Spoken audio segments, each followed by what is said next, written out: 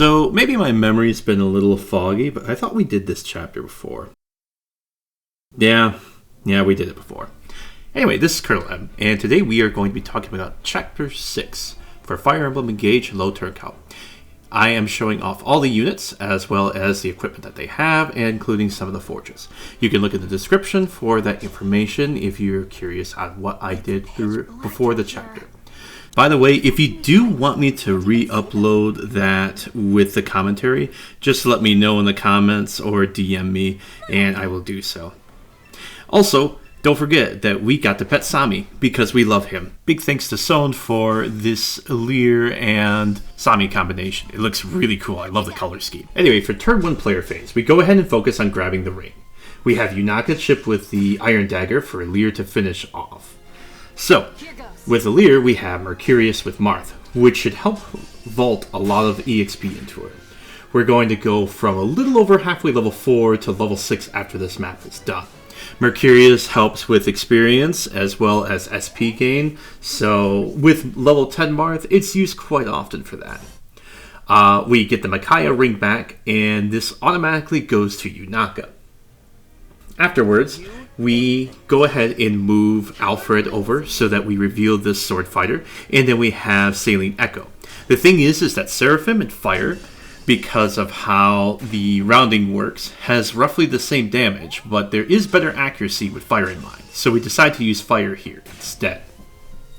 So, after that, we have Chloe finish this off. If you notice, Chloe is definitely feeling a lot stronger here. She still has kept Alear for this chapter, and she gets the torch. But this time she moves 1 up and 1 left. This is because we inherited Canter. After that, we have Louis vroom right over to this mage and javelin him for a 1-shot, thanks to momentum. We keep Louis right there for now, and we have Clan move over here, and then we have Framme hug Celine. Finally, we have Etier approach the predator while the Boosh is waiting in the bushes ready to jump on said predator and make him the prey. So we move on to the enemy phase. We have the enemy starting to snuff the torches while we have the longbow archer attack Etier. We have the hammer attack Clan here, and Clan is able to double while live with the Sharina ring. This Myrmidon here, or sword fighter I should say, is going to snuff out the torch even though we already see him, and the thief is going to run into Chloe this time because we were able to position for that. So, for this turn, we have Chloe go ahead and finish off this thief. Thanks to Alear, we can 2-hit KO. And thanks to the Angelic Robe, we usually can stay pretty healthy so we can take 1 more thief on the next turn that we reveal right here.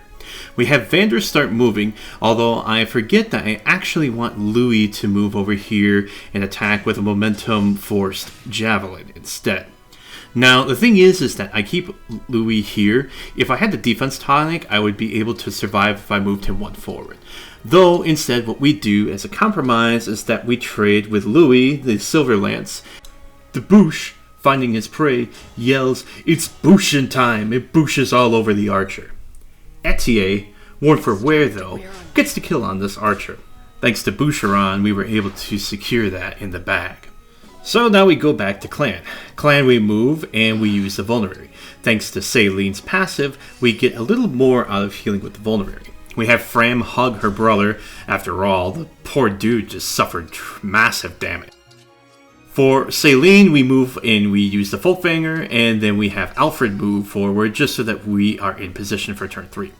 So while this is all going down, I have 2 potential opportunities to manipulate the RN if needed for Celine to get hit, or just to ensure Chloe hits on the opposing turn, or Louis hits, among other things. So, I have Yunaka wait, because she holds 2 possible RN scenarios with hitting or not hitting. We have Alear hit the Myrmidon, and unfortunately, as you saw, she missed the second swing. And this is a huge problem because she needs that swing to recover health.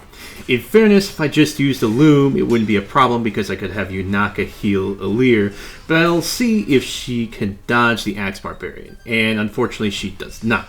So I get to show the other scenario with Yunaka striking the thief and then Alear attacking. So, after this happens, we get the time wheel, and we go back to where Yunaka, instead of waiting, will strike at this thief here with the Iron Dagger. This will reveal the sword fighter just like before, and I go ahead and charge in, and this time I successfully hit, leaving us ready for turn 2 enemy phase. So, Vander's going to take the Iron Knife Thief, and then Chloe's going to finish off the Chip Thief that Louis chipped. So Louis's going to take some massive damage here because there are 2 Axe Bandits. However, he will survive if, again, like I said, I had the defense pot, I could have moved him 1 forward. So for Alear, she's going to take out the sword fighter, and she will have just enough health to be able to absorb the last hits. This is thanks to doing sit-ups. And then Celine takes a hit from this axe fighter, and the booshes all over this particular axe fighter, while the hammer gets finished off by Clan. Now, we didn't need the Chain Guard and the Vulnerary, but I wanted to show both of those. Other than Louis' attacks, keep in mind that Celine does have to be hit. Everything else moves, and turn 3 begins. Alright, so for turn 3, we need to clear the way for Louis and Vander. So we're going to have Alfred take out this bandit here. And then after that, we're going to have Chloe use the Sigurd engraved Javelin in order to knock this out. The thing is, she needs the engrave to allow her to double without the use of a speedway. We move Chloe 1 up and 1 left because I actually made a very dumb mistake of not using Torch with Vander on turn 2. And I used Torch and I just barely see the boss. Word of advice, use your Torch on turn 2. You don't have to use it on turn 3, by the way. You just have to see it there. Alright, so, same song and dance as before. Although I did make some slight adjustments. I did use the Dexterity Tonic, so that way there is not only a slightly increased chance of critting, but we also have a slightly more boosted chance to hit. So, we miss with this first one, and so we rewind back, and we have Alear finish off this Axe Barbarian, and that nets us our level up for level 6. Hey, let's go. Alright, so we have Louis give this a second go. We vroom over, and we strike true, and we hit our critical hit. A shame that we were like 1 off from 69, but, you know. Correction, I play Fire Emblem, he did 48 damage. Anyway, so after that, we have a lot of RNs to burn, just so that you're aware, but we're still going to go over them. So we have the Boosh strike this, and I forgot.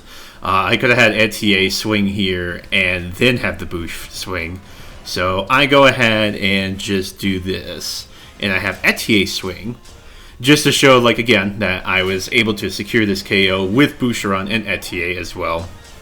And I had the Boosh swing, and he dodges. What a coward. How ungrateful. So, for some stupid reason, I am like, I'm going to get this EXP for the Boosh no matter what.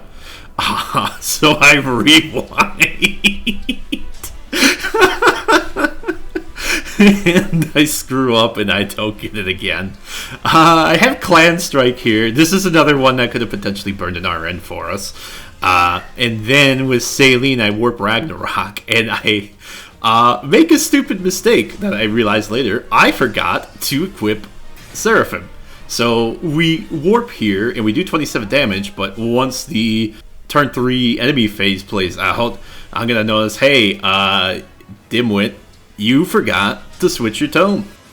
So the thing is, the reason that works is when you don't have Ragnarok as one of the items that you can obtain, or not obtain, but use when you're engaged, what will happen next is whatever you have equipped afterwards becomes the next thing that you're equipped with.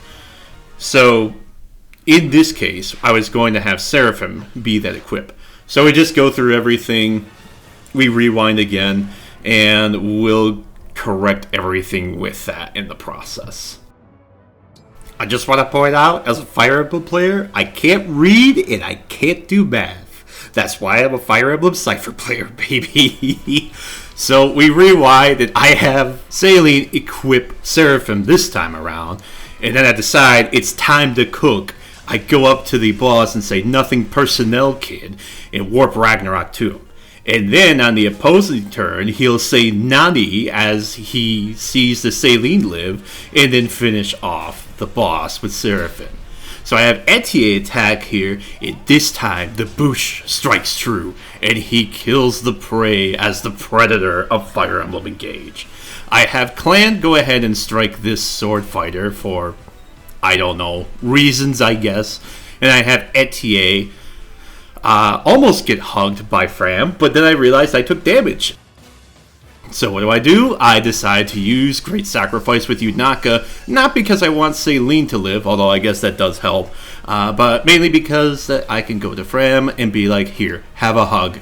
Don't worry, Celine, you were the real reason that you were getting the Great Sacrifice. So the boss even misses, as an added insult, and thanks to Folkvanger and the residents, we get to KO the boss with a combination of Warp Ragnarok and with Seraphim. So anyway, that completes Chapter 6 in 3 turns. This has been Colonel M. Thanks for watching. Hiya Papaya.